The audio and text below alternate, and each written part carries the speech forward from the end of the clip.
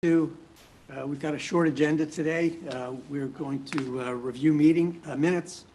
Then we'll do an update on Zero North Mountain Drive, and then we will get into 86 Maple Street. John, have you been able to go over the minutes for January and February meetings? I have, yes. Any corrections? No corrections, I'm fine Okay, with and them. Jeremy and I have the same, so they can be. I move to approve the minutes as presented. All in favor? Aye. Okay, Zero North Mountain Drive. Dan, do you want to? Yeah, I could update you on it. Okay. Last time at the planning board, the applicant had to provide some additional information on the rock removal, some of the staging areas, the construction phasing, how many trips it'll take with the truck back and forth, taking rock out of there. The applicant was also directed to respond directly to the professional reviews letters, which they didn't with amended plans, but since that meeting, they have submitted more plans.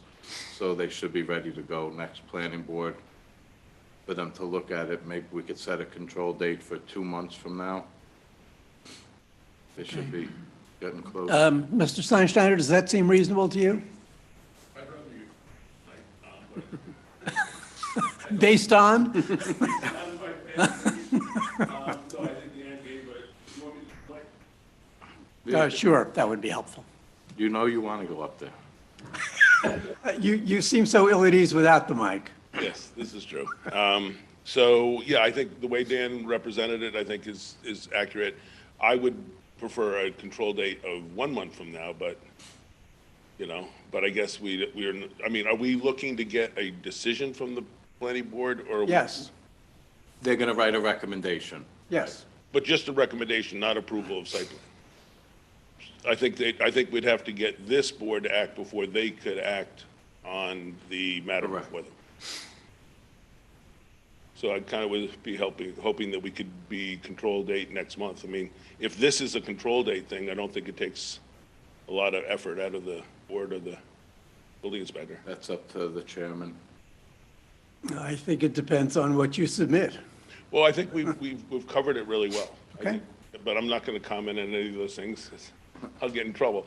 So I think we've covered all of the issues. So I hope that the planning board will be able to make a recommendation after their next meeting. Okay, so their meeting is, That is 5th, I think, the 5th, what day? of Planning January. board is the 5th, Yeah. January. January 5th? Okay, and we're shortly thereafter. Right. And the worst would be, we'd ask for a continuance to the next meeting. Seems reasonable. I appreciate it. Thank you very much. Okay, good luck. Anything else you want me to do tonight? Little tap dance? We'll save that for the This could set a record. Happy holidays, days to all of you guys. happy holidays. Okay, Take happy care. holidays. Okay, and the next application that we have is 86 Maple Street. And this is a public hearing for proposed plans for 2-lot subdivision and construction of 1 2-family dwelling. Who will be heard in this application? So, good evening, Board. My name is Adamo Maiorano from Community Designs and Engineering, and on behalf of the applicant and owner, Michael Lang, we are proposing a 2-lot subdivision along with a proposed new 2-family dwelling. So, just to run through the project, it's located at 86 Maple Street. It's in an MDR1 zone. The existing dwelling, which is signified as Lot 1, will remain the same.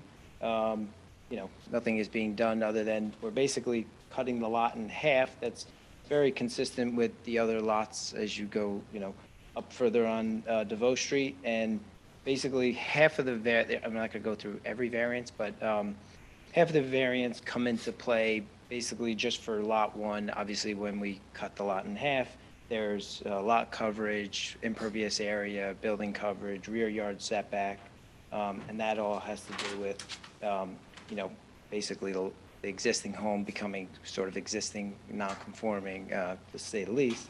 But then the proposed home, the other variants are very similar to what happens with the existing home. Obviously, the building coverage, the impervious area being that it's an undersized lot. The applicant wishes to create sort of, this size home that's economically feasible for a two-family home to create the, size and space inside the home. Obviously, the building shell is what is desired and why we're here today, ultimately asking for the variances to build this scale of a home on this lot. But nonetheless, it's, very conforming to, I guess, the neighborhood. And as you look basically on DeVoe Street, up the street, I think it's, sorry, 33 DeVoe Street, which is recently, not too long ago, constructed. It shares very similar characteristics to what we're trying to achieve with our home.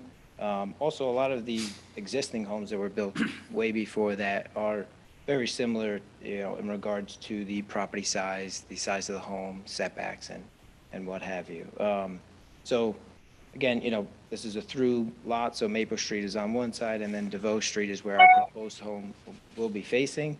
It is almost at the corner of, next to our home is one of the last sort of, larger lots that go through, and our home abuts basically, that property is developed more towards Maple Street, so this home will sort of, the emptiness of the rear of that lot gives that home a little more, appearance of, more property, sort of next to it, and try to position the home, like, really just a foot over to the right side because there is no existing dwelling that's next to it.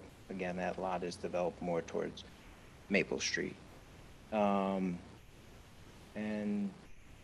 yeah, other than that, that's really some of the project in a nutshell, and then obviously questions, I'm happy to answer. Okay.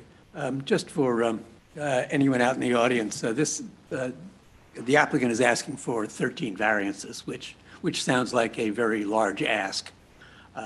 But back in 2016, we had a very similar application, and they needed to ask for 20 variances, and that was approved. Because the real issue here is not the number of variances, but how a house fits in with the rest of the neighborhood. And what you're proposing seems like it meets that criteria, certainly to me. John or Jeremy, do you have any questions? Do you have any, precise figures on like the houses that you're comparing it to, what the actual, how they, how much lot coverage they have and how close they are to the side yard?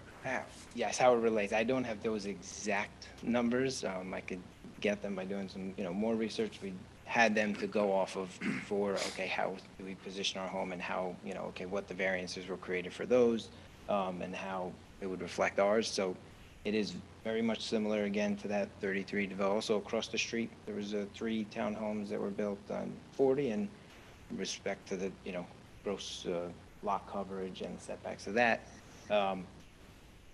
Yeah, I don't have the exact numbers to compare, sort of apples to apples, but very, very similar, I think some of the older homes have smaller side yards, totally, yeah. considerably smaller.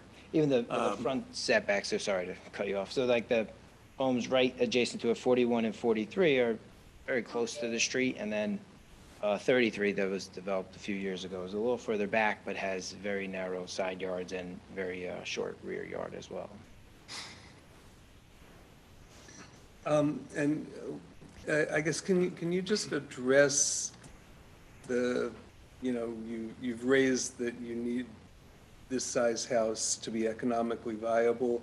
Could you elaborate on that a little bit? Like why it couldn't be a bit smaller and still be economically viable?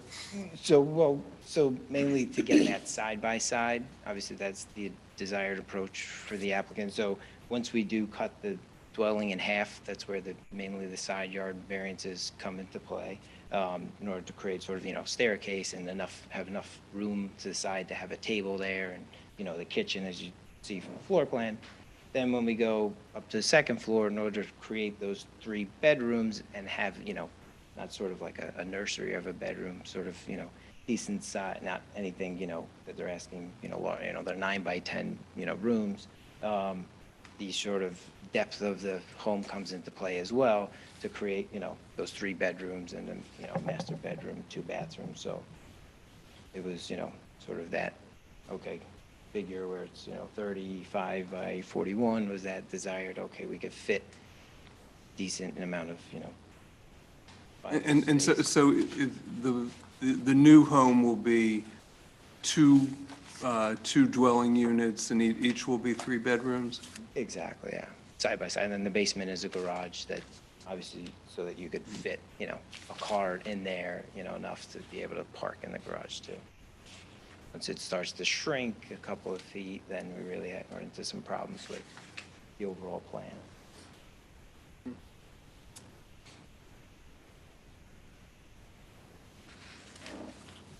Do we want to see if there's anyone else who Yeah, wants to be heard? is there anyone else who'd like to be heard here? Please, if you'd come up to the microphone and give us your name and your address.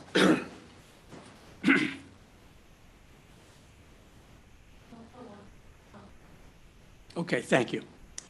Hello, my name's Edward Manning. I currently reside at 92 Main Street. I'm actually in contract to purchase 43 DeVoe Street, which is the property immediately adjacent to the proposed property. So I don't have the specific numbers. Earlier, you guys spoke with talking about the side yard variances. The house that I'm looking to purchase, I'm in contract to purchase. Actually, the structure is on the property line. So that is one concern that we had related to one of the variances in terms of the gap between our property and this structure, because our house is actually on the property line. There is a buffer on our side. You're to the left of this property as you'd Correct. face it. Okay. That is correct. Wait, to the left on DeVoe? On If you're Yes, facing on it from If you're DeVoe? facing Yes. what would be the front of this property, it is to the immediate left. Yes, and that one is a very small structure. There are several other properties immediately to the left of those that are duplexes. The property immediately adjacent is only 900 square feet. So in terms of the size of that, in terms of properties next to it, as well as the structure's back variances going backwards, also block the vast majority of what would be the backyard of the house that I'm purchasing. So I was just wanting to mention that those and take those into consideration in terms of the variances that are being asked on the property on that lot. Hearing the terms of a large property on an undersized lot, that was my question as well, looking at the lines and trying to find out what those considerations were. The proposal is 8 feet next to you. Yes. Correct, 43. Says 8 feet. But are we, I'm sorry, yes, 8 feet, sorry. Yeah. but are you, but I didn't see a variance requested for the side yard setback. Yeah, I think Yeah, that's one here, of them. see the dot? That's the legal envelope. Is the red dotted line, is that how I was reading it? Is that's the dotted line, and anything beyond the red dotted line is the variance? Okay, Yes. I just want to confirm I was reading it I correctly. see, I see. Yes.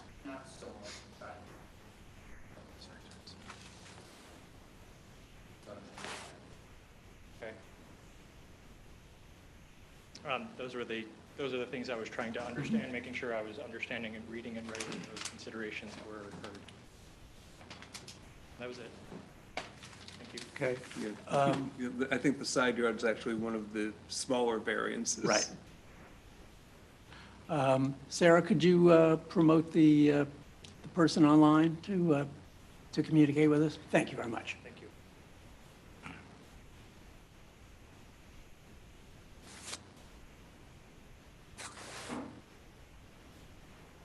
Hi, am I up to speak? Sorry, I think I was transitioning when maybe you yes. said that. Hi, thank you so much. So I'm DeSanne Davis at 84 Maple Street. I'm here in support of the Maple Street and DeVoe Street neighborhood community, and I'm in support of the additional housing in our neighborhood. I do want to draw the board's attention to a few specific elements of the project as we consider what's being proposed here. So first of all, I can't tell from the drawings provided what the elevation of the new lot will be. Currently, next to the DeVoe side of the lot is actually a huge drop down on the property. And I bring this up specifically because the current owners of 43 DeVoe Street and I have previously discussed the retaining wall between our properties, and we've discussed that with the former owner of 86 Maple Street because it's affected the effectiveness of the retaining wall. And so I just want to make sure that those of you who can consider these drawings consider the water issues and where that water is flowing, especially with a new house, in addition to just reshaping the slope of that property. And if there is a retaining wall, that we consider the existing retaining walls that it would line up with and how all of that comes into play. There's a tree that's growing out of the retaining wall that's on that 86 Maple Street property. Anyway, there's a lot that's not clear from this plan that I just want folks to pay attention to. The next thing is to draw your attention to the 33 DeVoe Street property. I don't know how much of this is zoning and how much of this is planning, but I do want to draw your attention to the fact that part of that development was to put in 2 large, ugly fuel tanks in the backyard. They're visible from many neighboring houses, especially considering that we have really great electric alternatives. I really would like us to not make that mistake again. I don't think there's any reason we should have large exterior fuel tanks in a very small neighborhood with lots adjoining each other when we have good alternatives. So I want that to be considered. Third, as we're considering the variances required and the negotiations that go into that, I want to bring up 2 specific elements that I wonder if we can consider. One is the sidewalk. So that property on the DeVoe side of the 86 Maple Street property is currently the end of the sidewalk. It's not developed as a sidewalk at that property. And I want to make sure that that sidewalk is getting extended through this project and not cut off at the driveway.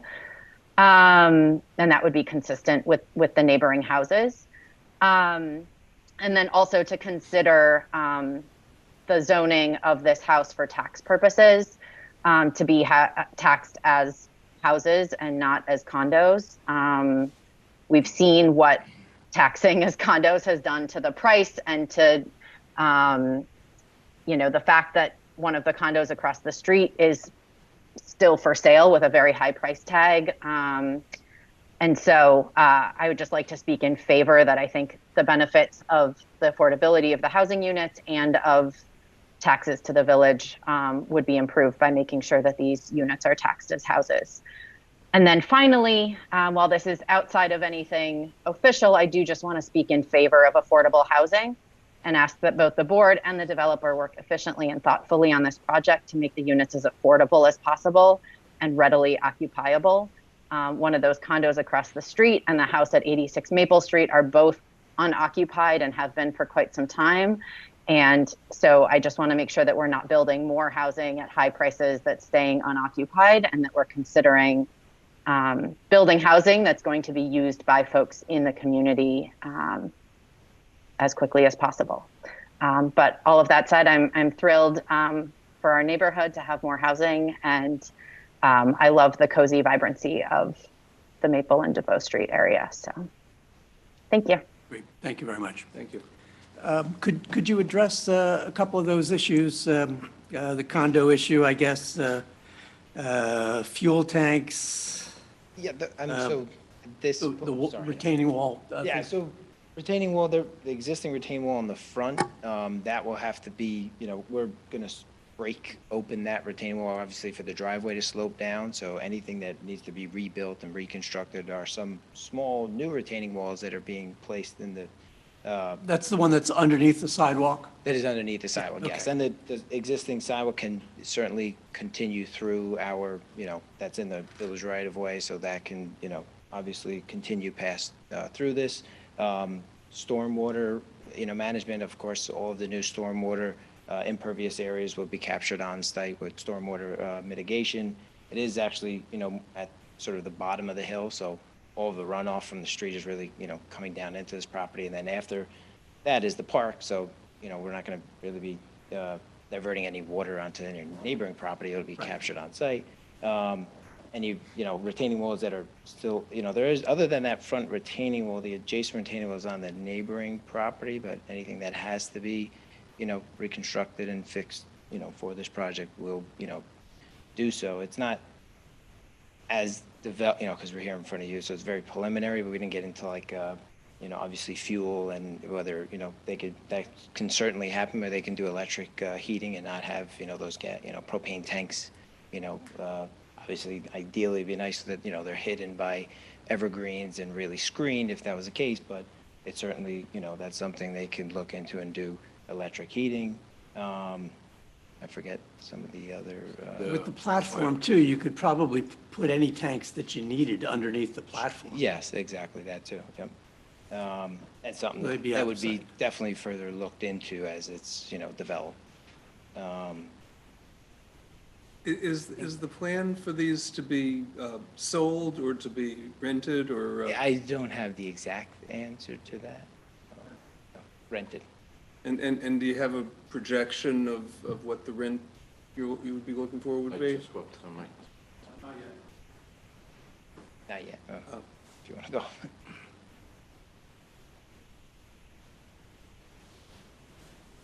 Any other questions?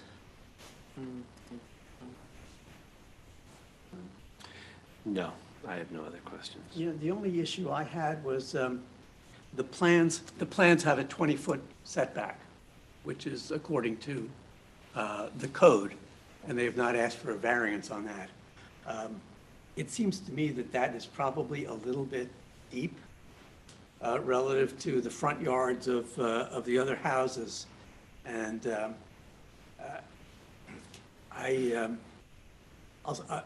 as long as my cohorts here feel the same way, I think I would write a letter to Steve Hunter saying that if they wanted to move the house forward, that we would have no issue with that and would either allow them to grant a waiver or have us come back and grant a variance for that. But the important thing is the streetscape here, that it retains the kind of unity that the block has got. Sure. Yeah, that's Yeah, I agree with that. totally an option, yeah. I think we're, at first, sort of, there's 13 variances you're looking for. Right, you didn't know that 20 had preceded you. But yes, I mean, parking is a big thing too. Obviously, you don't want to create that, at least you want to park a car and not stick out into the sidewalk or anything. But there's definitely some room, some wiggle room because, actually the driveway just goes underneath that front sort of, portico porch. So we can totally, bring it forward. Yeah, right, even if it's the illusion of coming yeah. forward to match the neighboring houses. Sure. Okay. Move to close the hearing? All in favor? I would like to propose, still address the concern that the gentleman raised. Sure. Okay. Because I just don't want you to feel like you aren't heard on this. These two units, I think the side-by-side arrangement is better than the one on top of another. They're already fairly narrow, right? And if you look at it, you start to, if we force it to be narrower by refusing the side yard setbacks, it starts to become like really bad bedrooms, and the people buying these are going to be cursing the builder because some of the spaces are really not very great. You have an 8-foot setback there. The best we could do is force them to go to 10 feet. If it was another 2 feet seems relatively small, especially in this neighborhood that's all pretty tight already. So for that reason, I'm okay approving the 8-foot setback, but I just wanted to address it explicitly because I appreciate that you came and asked about it.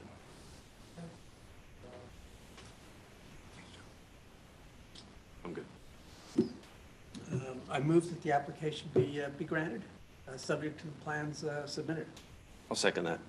And I will send Steve Hunter a note, about moving this thing closer to the street if they feel that that's appropriate. Good idea. And I vote aye. all in favor? Okay. And Sam Justiniano is going to prepare a written resolution reflecting our deliberations and the facts of the meeting. And that's all we got. All right. Move to adjourn? Here, here. Okay.